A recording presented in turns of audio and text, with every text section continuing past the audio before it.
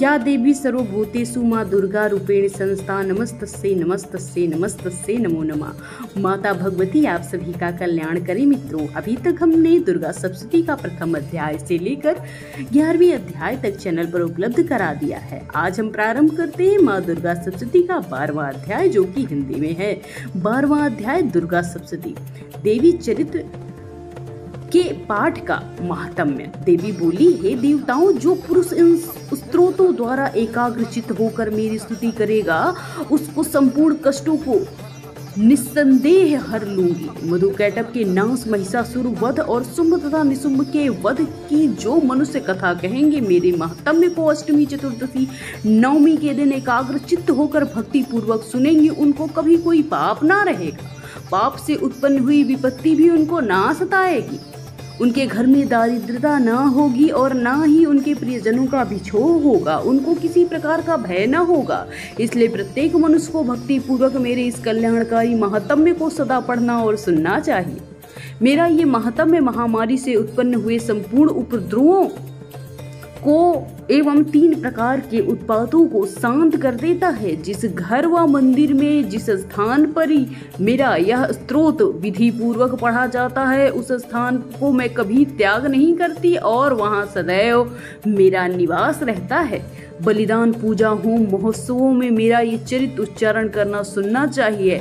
ऐसा हवन या पूजन मनुष्य जानकर या बिना जाने करे, मैं उसे तुरंत ग्रहण कर लेती हूँ। और शरद काल में प्रत्येक वर्ष जो महापूजा की जाती है, उसमें मनुष्य भक्ति पूर्वक मेरा ये महात्म्य सुनकर सब विपत्तियों से छूट जाते हैं, धन धान्य पुत्र आदि से संपन्न हो जाते हैं और मेरे इस महात्म्य व कथाओं इत्यादि को सुनकर मनुष्य निर्भय हो जाता है और महात्म्य के श्रवण करने वाले के शत्रु नष्ट हो जाते हैं तथा कल्याण की प्राप्ति होती है और उनका कुल आनंदित हो जाता है। सब कष्ट नष्ट हो जाते हैं तथा भयंकर स्वप्न दिखाई देना तथा घरेलू दुख इत्यादि सब मिट जाते हैं। बाल ग्रहों में ग्रसित बालकों के लिए यह महात्म्य परम शक्ति और शांति देने वाला है। मनुष्यों में फूट पड़ने पर या भली भांति मित्रता कराने वाला है।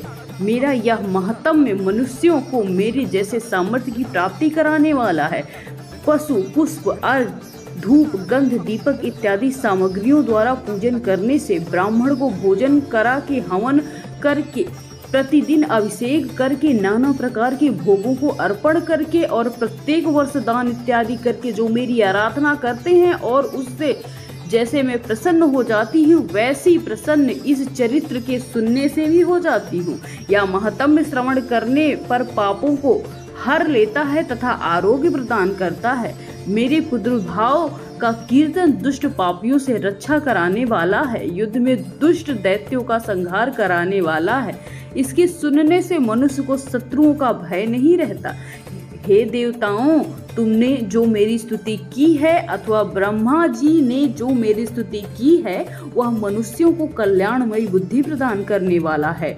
वन में, सूने मार्ग में अथवा दावानल में घिर जाने पर, वन में चोरों से घिरा हुआ या शत्रुओं द्वारा पकड़ा हुआ, जंगल में सिंहों से, बाघों से तथा जंगली हाथियों द्वारा पीछा किया हुआ, राजा के क्रुद्ध हो जाने पर, मारे जाने के भय से, समुद्र में नाव के डगमगाने पर, भयंकर युद्ध में फंसा होने पर, किसी भी प्रकार की पीड़ा से पीड़ित, घोर बाधाओं से दुखी मनुष्य मेरे इस चरित्र को स्मरण करने से संकट से मुक्त हो जाता है। मेरे प्रभाव से सिंह, चोर, शत्रु इत्यादि दूर भाग जाते हैं और पास नहीं आते।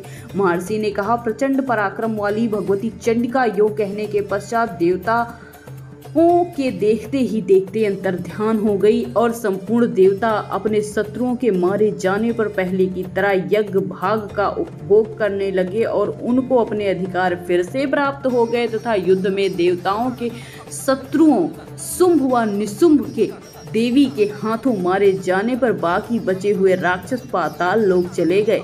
हे राजन, इस प्रकार भगवती जगदम्बा अंबिका नित्य होती हुई भी बार बार प्रकट होकर इस जगत का पालन करती हैं, इसको मोहित करती हैं, जन्म देती हैं और प्रार्थना करने पर समृद्धि प्रदान करती हैं। हे राजन, भगवती ही महाप्रलय के समय महामारी का रूप धारण करती हैं और वही संपूर्ण ब्रह्मांड में व्याप्त हैं, और वही भगवती समय समय पर महाकाली तथा महामारी का रूप बनाती हैं और स्वयं अजन्मा होती हुई भी सृष्टि के रूप में प्रकट होती हैं। वह सनातनी देवी प्राणियों का पालन करती हैं और वही मनुष्य के अभ्युदय के समय घर में लक्ष्मी रूप में बनकर स्थित हो जाती हैं तथा अभाव के समय दरिद्रता बनकर विनाश कर जाती हैं। पुष्प, धूप, गंध आदि से पूजन करने तथा उनकी स्तुति करने से धन, पुत्र आदि देती हैं और धर्म में शुभ बुद्धि प्रदान करती हैं। मित्रों, यहीं से माँ दुर्गा सप्तशती का 12वां अध्याय समाप्त होता है। अब हम अगले अध्याय पर अगले एपिसोड में आपको अवश्य बताएंगे।